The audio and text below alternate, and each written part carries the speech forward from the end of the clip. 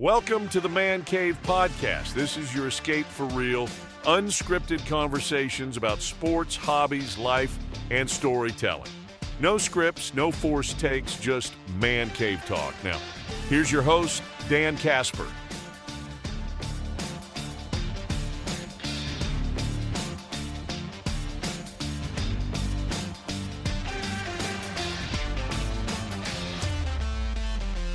Yeah. Local Sports Roundup, brought to you by Carpet City Flooring Center. Looks like you want to start off with some girls basketball, playoff basketball, because we got games tonight. We do. We started with the regional quarters on Tuesday. So tonight, I mean, there were a lot of games, especially with your smaller schools on Tuesday, just kind of obviously feeding into tonight, and then tomorrow's regional finals. But Division I, we're going to have a busy slate schedule. Chippewa Falls picked up the win on the road at Superior. An 18-point win in that game after they lost to Superior early on in the year by double digits. I think this team we haven't really talked too much about this year, but Becca Bestel's team is really a much improved team from what we've seen the last few years. They've got some good younger players on that team, so that's kind of a team that maybe kind of is on the way back up. Mm-hmm. But be able to go on, make that long road trip and come away with a win like that. Now they get to go play top seed Stevens Point. That's tonight. Eau Claire Memorial, the 4 seed, they got Wisconsin Rapids come to town.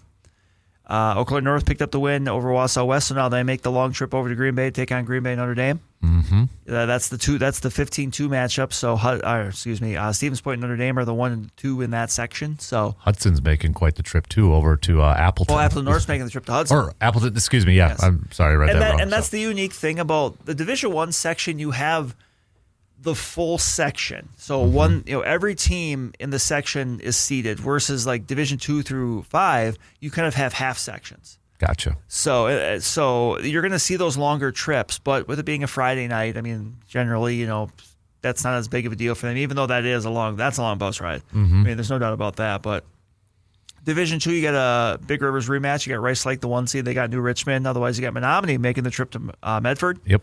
Alaska River Falls, Sparta Lacrosse Central.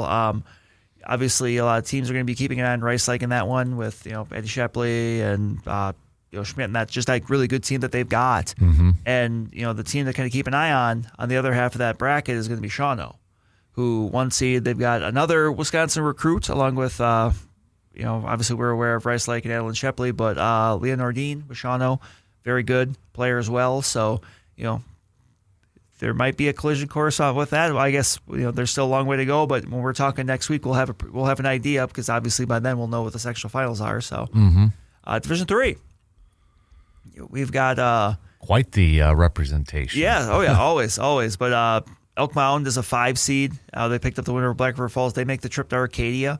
That's a 5-4 matchup. That would not surprise me if Elk Mound was able to kind of grab that win. That's a team that's still got some experience from that state team last year. They picked up some good wins this year. They've been very competitive in their first year in the Western Cloverbelt, even with that turnover. So you got St. Croix Central and Somerset. That's the 1-9 matchup.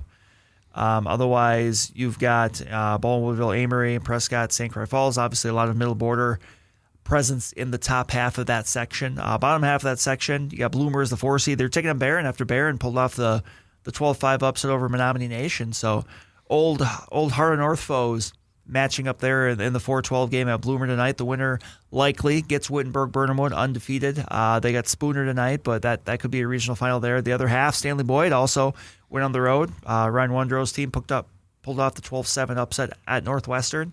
So now they make a trip to another Heart of North team with the 2nd seed Hayward. Mm-hmm. While you got Mosney and hosting Altoona, who picked up the win over Northland Pines on Tuesday night. So, we're gonna, obviously you're gonna see the quick turnaround. The winners tonight move on. They play again tomorrow night. So that's how you get to your regional championship, Division 4, which is a big one. And obviously a lot of familiar faces there as well. Colfax in the top half of that section is the 1 seed. They're gonna have Phillips after Phillips knocked off Unity, Ladysmith and Boyceville. Shell Lake, Randsburg, Prairie Farm, Clayton taking on Cameron. Bottom half of that section, this is kind of really, I think, where the rubber's going to start to hit the road here tonight in this bottom half of this section, which is just loaded. I mean, you got Regis as the 1 seed. They got Mondovi after they beat Whitehall, but Durand-Arkansas taking on Fall Creek. That's a rematch, I believe, of the regional finals last year with Durand-Arkansas won on their way to state.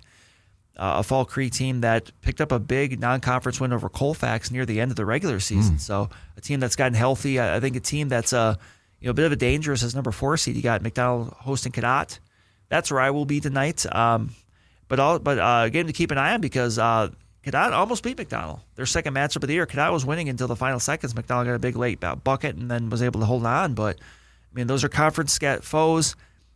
You always kind of a little leery, I think, if you're a conference foe and you're seeing a team for a third time because you're just kind of wondering if someone's going to bring something out. But McDonell and Cadott winner there, likely to face Neillsville. They're hosting Spencer, but Neillsville, the reigning forever champions of the Eastern Cloverbelt. But Coach Geyer always has that team strong, ready to play. They picked up the big win over Regis in the Cloverbelt crossover last Saturday. So very possible we're looking at a Neillsville-McDonell regional final there, which would be a doozy rematch of at the start of the year where Neillsville picked up a win over McDonell at the start of the year. So Division 5, lots of good teams from around here, especially in we'll actually start with the southern half of that bracket because, well, I guess I can't fully say, I can say southern because most of them, it's not always divided north-south, but in this one it kind of is, where you've got Oliva Strum. They opened the playoffs with a big win over Cornell. They got Augusta. Now, Oliva Strum's undefeated. They right? are. Okay. They are. So I think one of the things you're going to see with a couple of these sections here is very good contingent of teams from the Dairyland Conference. Dairyland Conference is a good basketball conference, but especially in girls basketball this year. Oliva Strum, Augusta, a couple there. Eau Claire Emmanuel, they're the 4 seed. They're going to host Gilman after Gilman knocked off Glenwood City. You had the Eastern Cloverbelt rematch with Owen Withy and Loyal. That's your 3-6 matchup. New Auburn is the 2 seed. They're going to take on Alma Center Lincoln. We could be looking at maybe some big time matchups there in the regional final, but also a top half of that section. You got Webster, they're the 1 seed. Then Solon Springs, they're the 2 seed. A lot of teams, from the northern part. A lot of teams from the Lakeland up there. Northwood's the 3 seed. They're at the top there. I mean, I saw Webster earlier on when they played Cadott, and they were impressive. Like they picked up a solid win over a solid Division 4 team. But in the other part of that Division 5 sectional, Independence Gilmanton, the 1 seed.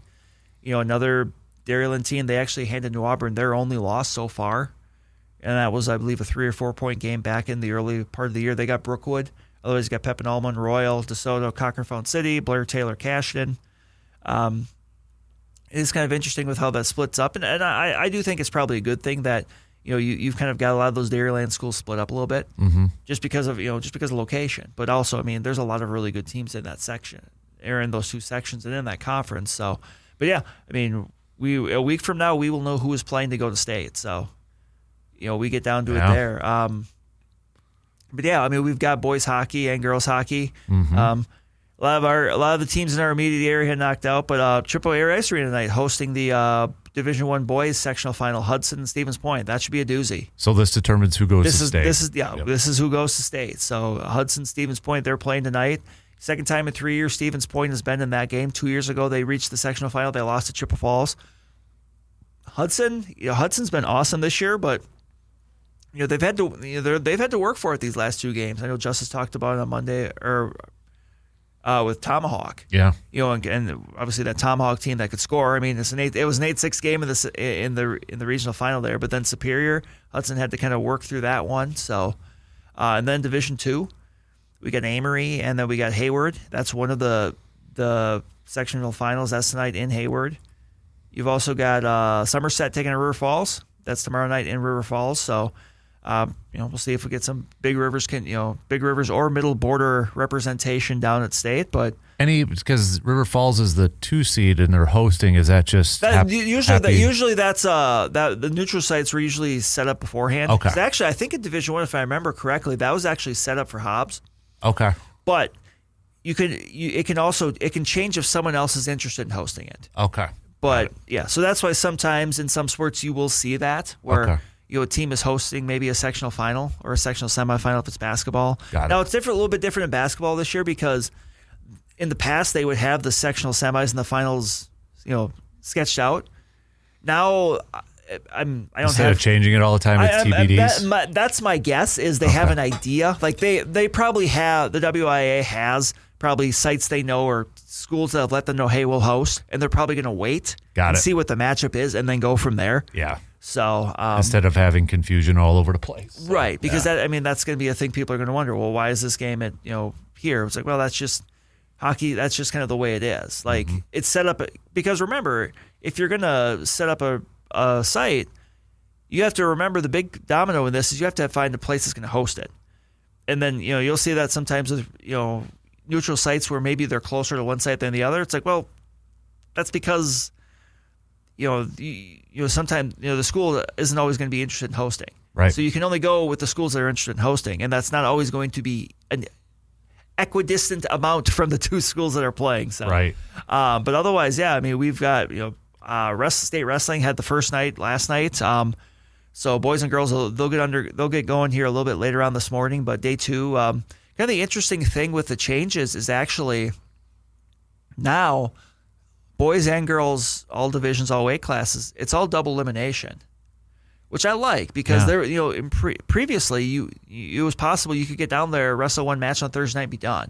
Oh, geez. Okay. So I kind of, there's been some changes with the number of kids that go, and obviously we've seen some shuffling with just how postseason is done with the boys going to the, what many people are just calling the super sectional, which is a larger sectional. You take the top two from each, but so all these kids that are down there, boys and girls, are going to get at least two matches, so that's good. But yeah, I mean we've got the semifinals set up, so your top four right now in each weight class, boys and girls, that was established yesterday. So, and there's obviously a ton of local kids that are a part of that. I'm sure Justice will be able to kind of maybe touch base a little bit more on that Monday once we kind of know who's where. But yeah, that's going to be getting going, and it's going to be all day today, and it's going to be all day tomorrow. So for boys basketball, are we wrapping up the regular season tonight for some games, or some of them already done? But a lot of them actually got done before. Okay. So like the Big Rivers wrapped up last night. Hudson and River Falls sharing the conference championship.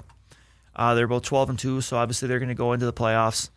Obviously with some momentum there. The Western Cloverbelt had the Cloverbelt crossover.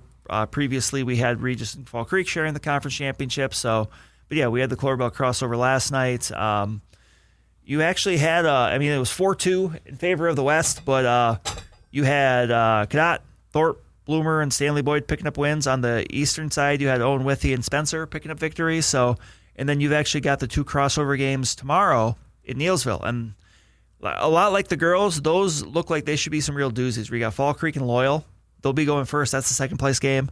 And you have Regis and Marshfield, Columbus. That'll be the first place game. Okay. So, but yeah, those are two really good teams. I mean, you got Regis and Fall Creek, who I believe Fall Creek and Regis are the 1 and the 2 seed, and they're half of the D4 section.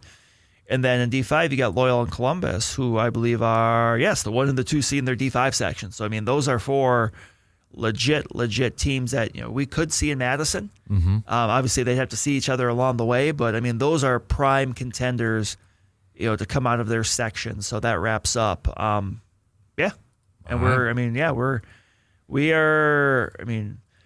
what we have going on this week versus what we have going on next week,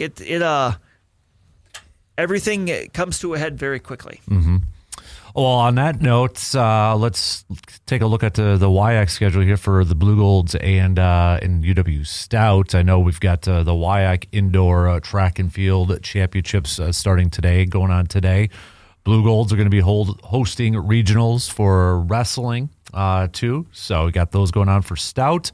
Softball is going to be taking on St. Catherine University and Carleton College over in Rochester, Minnesota, it looks like.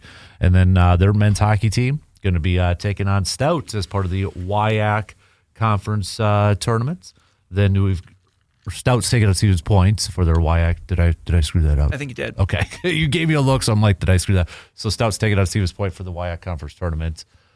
And then for the Blue Golds, we've got gymnastics is going to be at lacrosse tonight. So the women's hockey team is going to be taking on Point tonight. Softball is going to be taking on Illinois Wesleyan University. So softball continuing after their opening weekend this past weekend. And then for Blue Gold,